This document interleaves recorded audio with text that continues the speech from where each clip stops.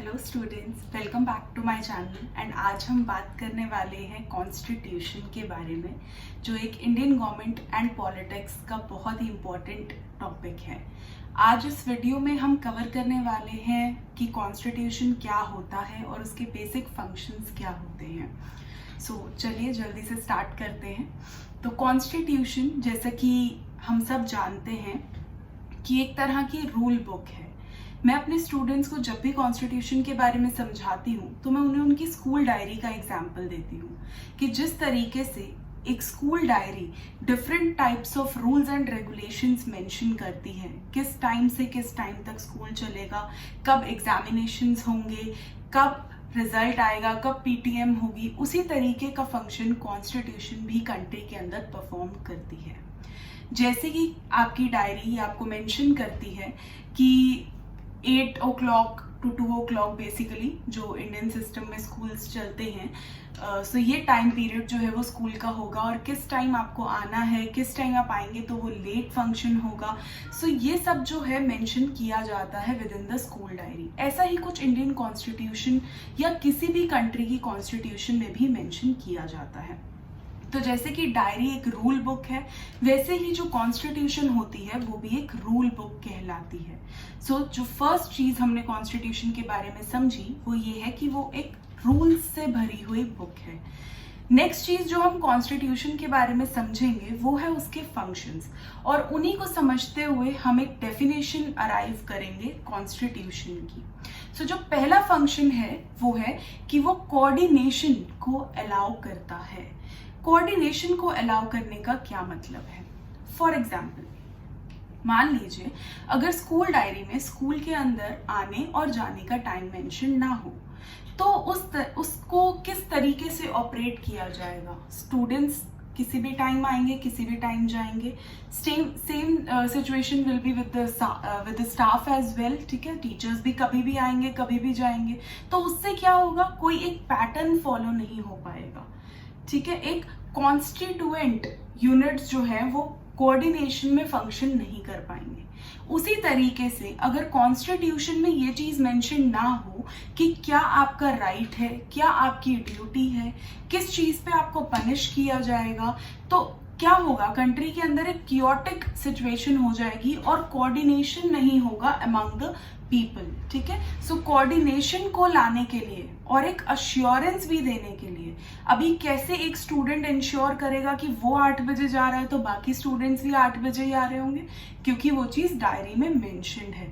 तो अगर कॉन्स्टिट्यूशन में रूल्स मेंशन ना हो और उन्हें वॉयलेट करने पे जो पनिशमेंट दी जाएगी वो भी मेंशन ना हो, तो एक तरह की अश्योरेंस जो है वो किसी को भी नहीं आएगी कि कैसे जो है कॉन्स्टिट्यूशन फंक्शन करेगी, या जो उनको नहीं फॉलो कर रहे उनको पनिश कैसे करेगी।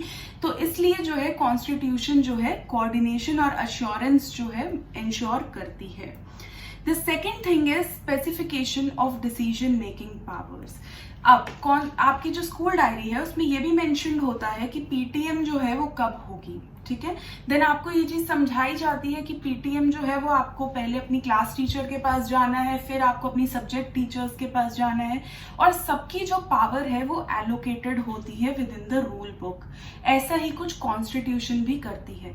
कॉन्स्टिट्यूशन स्पेसिफाई करती है कि प्राइम मिनिस्टर की क्या पावर्स होंगी, प्रेसिडेंट की क्या पावर्स होंगी, काउंसिल की क्या पावर्स होंगी, जो एमपीज एमएलएज हैं उनकी क्या पावर होगी, सीएम की क्या पावर होगी।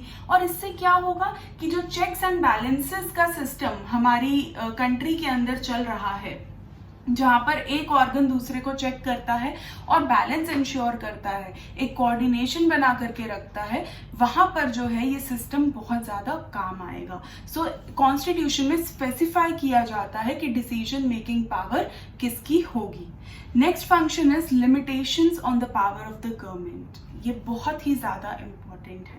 मान लीजिए अगर हम गवर्नमेंट की पावर को लिमिट नहीं करते तो क्या होगा, डेमोक्रेसी मोनार्की में कन्वर्ट हो जाएगी, क्योंकि जितना भी रूलर को हम पावर देते जाते हैं, ठीक है। जो जितना भी कोई पावर हंग्री होता जाता है या पावर के लिए क्रेव करता जाता है, उतना ही वो रियलिटी से दूर होता जाता है, डेमोक्रेसी से दूर होता जाता है और लोगों की रिस्पेक्ट करने से भी दूर होता जाता है, क्योंकि वो और ज्यादा पावर हंग्री हो जाता है। सो डेमोक्रेसी को अगर हमें मेंटेन करना है तो जो मेन चीज हमें करनी है वो है लिमिट लगाना on the power of the government. और ये कैसे किया जाता है? थ्रू फंडामेंटल राइट्स, क्योंकि हमें कॉन्स्टिट्यूशन में फंडामेंटल राइट्स दिए हैं जहां पर गवर्नमेंट इंट्रूड नहीं कर सकती, गवर्नमेंट इंटरफेयर नहीं कर सकती।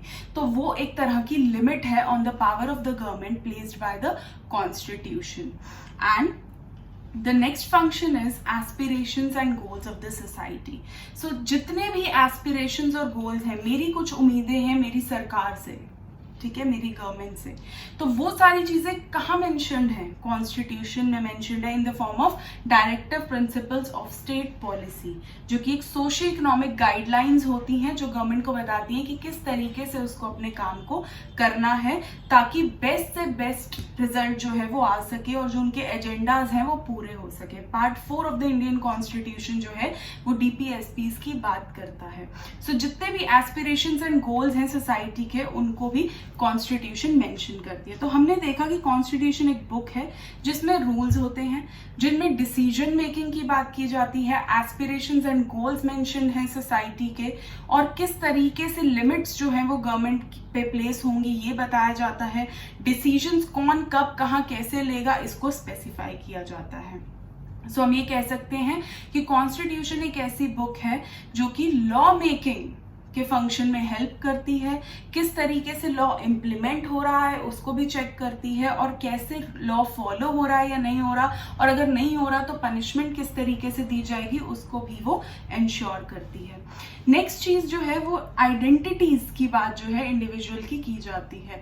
बेसिकली इंडियन सोसाइटी में हमारी डुअल आइडेंटिटी नहीं होती, हमारी सिंगल आइडेंटिटी होती है, that is we are Indians. बाकी कई सारी सोसाइटीज में डुअल आइडेंटिटी भी दी जाती है, but at the same time every individual in India has a moral identity as well as a political identity.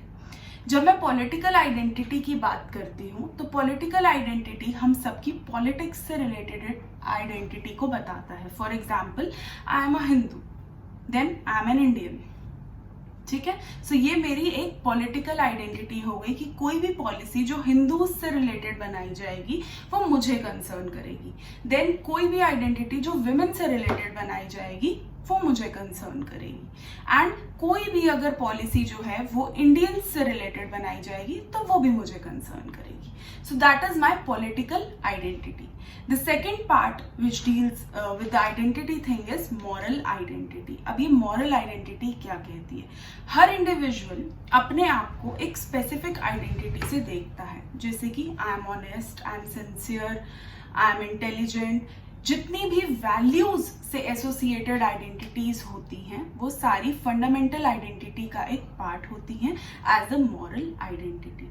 Okay, so आज के वीडियो में हमने बात की the basic meaning of constitution, we understood the concept of constitution, the functions of constitution and the two kinds of identities which each Indian possesses.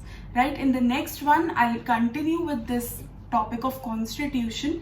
Till then, thank you so much.